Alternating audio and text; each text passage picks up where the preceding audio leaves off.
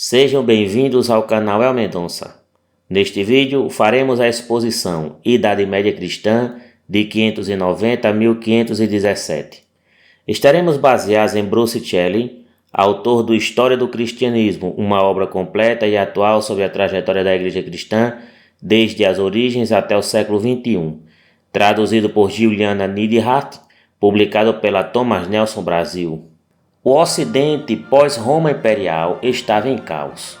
Os reinos bárbaros que não estavam convertidos ameaçavam seriamente os cristãos e os bens eclesiásticos. No século VI, a expansão do Império Carolíngio e do Império Bizantino sob Justiniano fazia recuar a opressão bárbara, especialmente ostrogoda, que dominava a Itália, sede do Bispado Ocidental.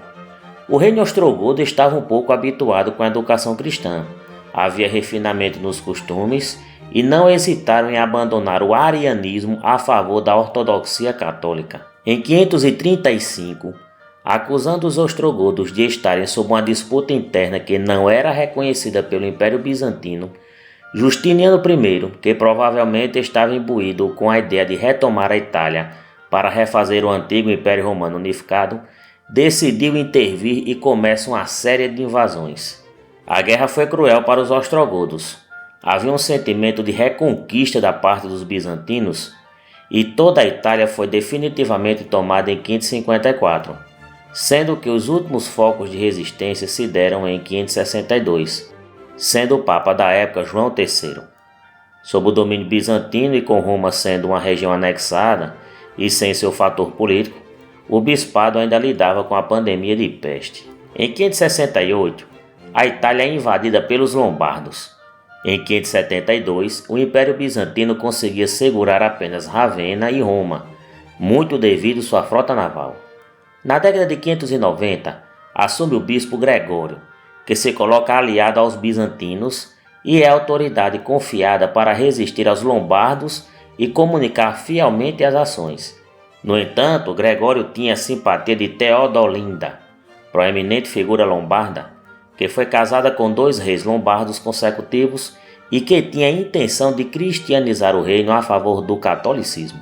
A igreja, nesses tempos de aflições, ficou muito rica. Muitas terras pertenciam a ela. Gregório espalhou uma teologia do sacrifício como forma de penitência terrena, baseada em orações, mas também em doações. A salvação do homem dependia dele se ele cooperasse com a graça divina. De acordo com Shelley, em sua doutrina do homem, Gregório salientou que a queda de Adão afetou todos os seus descendentes, enfraquecendo, mas não destruindo, sua liberdade de escolha. Assim, quando é tocado pela graça, ele pode cooperar com ela e obter mérito para si por meio de boas obras, que são o produto da graça divina em conjunto com a vontade humana. O homem peca, mas pode ser perdoado. As obras meritórias são parte do perdão dos pecados. Além disso, a devoção aos santos e às relíquias também eram apelos para que houvesse conforto espiritual para o povo em sofrimento. A devoção ao perdão dos pecados por ações individuais do pecador foi comum na Idade Média e foi um dos motivos da divisão eclesiástica. Em 751, o domínio bizantino na Itália perde Ravenna para os lombardos. Sentindo a ameaça, o Papa Estevão, em 753, pede que o rei dos francos, Pepino, fizesse o rei dos lombardos, Astolfo, se retirar de Ravenna. Os papas tinham o costume de dizer que a Romanha e a Ancona, ou a Pentápolis, eram territórios cedidos por Constantino à igreja. Os lombardos devolvem o território. Os francos estavam em expansão. Talvez houvesse um projeto de fazer um novo Império Romano Ocidental, liderado pela dinastia carolíngia. A estrutura da sede papal seria uma boa aliada, pois o ensino e a cultura seriam chancelados pelos religiosos. Em 772, os lombardos fizeram a última investida a Ravenna. Em 774, Carlos Magno derrota os lombardos e se intitula Rei dos Lombardos. Os territórios da Romanha, Ravenna e Roma foram reconhecidos como estados papais. Em 800, Carlos Magno é reconhecido como imperador do Império Romano do Ocidente pelo Papa Leão III. Os herdeiros de Carlos Magno dividiram o império e os donos de terras começaram a ter bastante influência, pois eram os auxiliares dos reis na manutenção dos territórios. Para a Igreja, o Papa estava sendo uma referência de poder, mas a investidura dos bispos dependia do reconhecimento laico dos senhores feudais. Os bispos tinham que oferecer confiança e ser fiel aos senhores laicos, senão não eram escolhidos. As funções religiosas começaram a ser vendidas aos senhores feudais. A corrupção começou a interferir nas ações dos religiosos. Em 1059, a Igreja faz uma reforma e cria o Colégio dos Cardeais. Esta instituição serve para evitar que o poder laico interfira na escolha dos papas, dando total autonomia ao círculo eclesiástico na eleição papal. Em 1075, o Papa Gregório VII proíbe que políticos laicos interfiram na escolha dos bispos. O caso do imperador Henrique IV é bizonho. Ele tinha se auto-escolhido arcebispo de Milão. Sabemos que ele tinha as armas e nenhum religioso impediu que isso fosse comum em toda a Europa cristã. Gregório VII o convoca para o destituir em Roma. Henrique IV, na qualidade de bispo, reúne um conselho para tirar o Papa do poder. Sorte que os bispos alemães, de onde era o rei Henrique IV, boicotaram sua intenção. O problema das investiduras foi resolvido na Concordata de Worms apenas em 1122, quando ficou decidido que os reis apenas seriam dados a saber quem o Papa escolheria para bispo. A Igreja teve influência para manter suas decisões num contexto de dependência às armas seculares.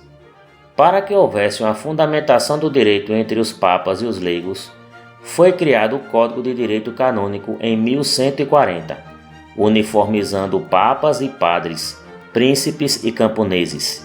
A validade do código é universal.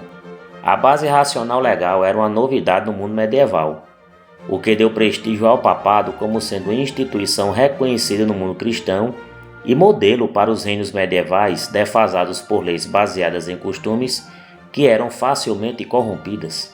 As discussões filosóficas também fizeram parte dos desafios da Igreja.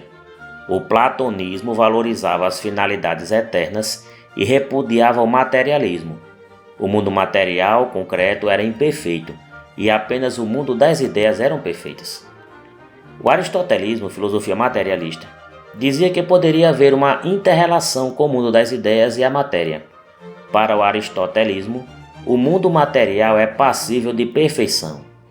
O muçulmano Averroes, piorando a situação para os espiritualistas de tradição platônica, começa a defender que a matéria é eterna e que agradava àqueles que estavam buscando uma chancela a favor do desapego religioso. O método racional usado pelos materialistas foi desafiado por Tomás de Aquino. Deus estava acima de qualquer proposição filosófica e esta seria serva para que existisse uma comprovação racional da existência de Deus. A criação, pela lógica racionalista, é um efeito a partir de uma causa. A única causa inatingível é Deus, pois se o universo existe, não pode ser a causa de sua existência. Para que haja um efeito material, não pode haver uma causa material. Nada existe por si só. Depende de uma causa anterior e superior para que exista. Esta causa primeira, superior a tudo o que deveras existiria, cuja qualidade não pode ser confundida com o que vier a existir materialmente, é o teu espiritual e superior. Este espírito superior e criador por excelência, pois é a causa primeira de tudo, é o que chamamos de Deus. Os sacramentos, especialmente a Eucaristia, faz com que o entendimento da comunhão com a Igreja seja maximizado em Tomás de Aquino, o que marcou profundamente a eclesiologia. O homem coopera com a salvação através do arrependimento e o exemplo de Cristo no sacrifício. O Deus Filho foi encarnado para sofrer por causa dos nossos pecados. Como cristãos, devemos ser passivos a sofrer por nossos pecados. A Eucaristia é o sacrifício de Cristo renovado pela missa. Compartilhando desse sacrifício, os cristãos se aproximam de Deus. A ordem religiosa de Tomás de Aquino era dominicana.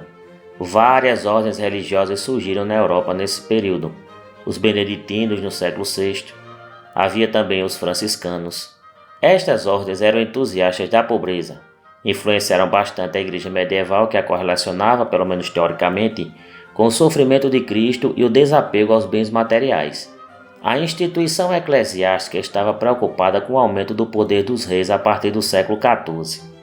As nações estavam em plena formação política e o soldo dos soldados se dava por moedas e não por aquisição de terras. A igreja tinha muitas terras, especialmente na França, e para a aquisição de soldos para que os soldados defendessem os interesses dos reis nos campos de batalha, as terras seriam taxadas para a arrecadação de moedas. A prisão do Papa Bonifácio VIII foi exemplo de como o papado estava submetido aos poderes seculares. Em 1296, o Papa ameaçou de excomunhão qualquer rei que tributasse à igreja. Na Inglaterra, o rei Eduardo I desafia o Papa e ameaça de tomar as terras se não fossem tributadas. Na França, Felipe IV fez pior. O rei francês começou a inventar uma justificativa moral para incriminar o Papa e retirar ele do poder. Com o apoio do clero francês intimidado pelo Papa, tropas francesas prendem o Papa em sua residência em Agnane, a sudoeste de Roma. A população intervém em ajudar o Papa, mas há indícios que este tenha sido humilhado pelos agentes franceses. Em 1303, o Papa Bento XI é eleito, mas fica pouco tempo. Em 1305, Clemente V começa um período chamado Cativeiro da Babilônia, onde apenas assumiam papas coniventes com os reis da França, e os papas seriam todos franceses. A sede seria dali por diante Avignon. Em 1324, começa uma disputa jurídica entre franceses e alemães, que não aceitavam que a autoridade eclesiástica estivesse subordinada a uma nação rival. O rei Luís da Baviera, na tentativa de livrar o povo alemão dessa situação, começa a questionar o poder temporal papal. Por causa dessa política, a doutrina eclesiástica da igreja começou a ser negada pelos alemães, que começaram a expor que os leigos eram iguais aos sacerdotes, sendo que estes não tinham nenhuma função especial. Em 1377, o Papa Gregório XI decide desafiar o clero francês e volta para Roma. Em 1378 surge um novo Papa, dessa vez italiano, chamado Urbano VI. Os franceses, que era a maioria do colégio cardinalício, começam a querer depor o Papa italiano. A reação papal foi formar um novo colégio cardinalício. Os franceses decidem por escolher um novo Papa, Clemente VII, que volta para Avignon. O chamado Cisma do Ocidente foi isso: um Papa em Roma e outro na França. A Inglaterra e a Alemanha, ou melhor, o Sacro Império Romano Germânico, ficam do lado de Urbano. A comunidade universitária de Paris, diante de um perigoso racha prematuro na Europa, decide apelar para o Código do Direito Canônico e estudar como seria legalizado um novo Concílio Ecumênico, com a presença de bispos de todos os países do mundo, para decidir se uma das sedes seria escolhida ou se o novo Papa e uma nova sede seria escolhida. Em 1409, com um acordo entre os cardeais italianos e franceses, foi feito um concílio em Pisa, que em comum acordo escolhe Alexandre V, que seria justo em não manter nenhum dos dois papas em disputa. Mas os papas de Avignon e Roma não aceitam ceder. Nesse tempo ficaram no poder eclesiástico 3 papas. Em 1414, o Concílio de Constança, cidade alemã, foi convocado por um rei, Sigismundo do Sacro Império, que ao final de 1417 escolhe outro papa, Martinho V. Os papas italianos cedem, mas o papa francês, que era Bento XIII, decide se recusar e não renuncia, mas era papa apenas de nome. O concílio também decidiu que o papa seria submetido a concílios sazonais, o que cercearia seu poder perante a comunidade eclesiástica. Porém, Martinho V revogaria essa decisão posteriormente. O efeito colateral da pressão secular sobre a igreja talvez tenha sido o aparecimento de figuras proto-protestantes. Um deles, John Wycliffe, que nas palavras de Shelley, abre aspas, saído das névoas medievais, fecha aspas, era um apoiador do rei inglês e acreditava que a monarquia tinha direitos divinos para depor eclesiásticos em pecado. Em 1377, Wycliffe é condenado por defender a ideia de que o leigo era o mesmo que um padre, pois se ambos não pecassem seriam iguais em graça. A proposta de Wycliffe era fácil: tirar o poder da igreja e entregar à corte. O ataque teológico estaria, entre outros, renegar a missa e os sacramentos, que eram operados por padres, o que era considerado, abre aspas, barreiras para o povo, fecha aspas. O foco então seria a fé somente, instrumento que daria autonomia aos leigos, especialmente aos reis, em ser individualista na relação com a instituição papal. Havia uma intenção supostamente moral em Wycliffe. Dizia que o Papa era o anticristo e condenava a pompa da corte papal. Ele dizia que o Papa deveria ser pobre, coisa que não exigia do rei, o vingador eclesiástico. Para resolver o problema interrelacionado entre homens e sacrifícios, incluindo os sacramentos, Wycliffe se aferra ao predestinacionismo. Interessante que Wycliffe manteve a crença no purgatório e no sacramento da extrema-unção. Não era iconoclasta e aceitava as orações aos santos. Afinal, não acreditava na presença de Cristo na Eucaristia. Wycliffe, como se percebe, não era um reformador da igreja. Ele tinha uma forma individual de selecionar suas crenças e criou um grupo de pregadores, os Lollardos. Wycliffe morreu em um exílio, Lutherworth, em 1384, não tendo sido incomodado pela Inquisição. Na Boêmia, as ideias de Wycliffe influenciaram John Huss. O padre Huss inflamava o povo demonstrando a pompa papal. Foi denunciado pelo arcebispo de Praga por razões parecidas com Wycliffe, mas Huss seria condenado pela Inquisição por acusações que ele negava. Agradecemos a todos que prestigiaram este estudo com a presença no canal. Pedimos que participem com like e inscrição. Este canal é dedicado à cultura em geral e estudos. Que Deus esteja conosco.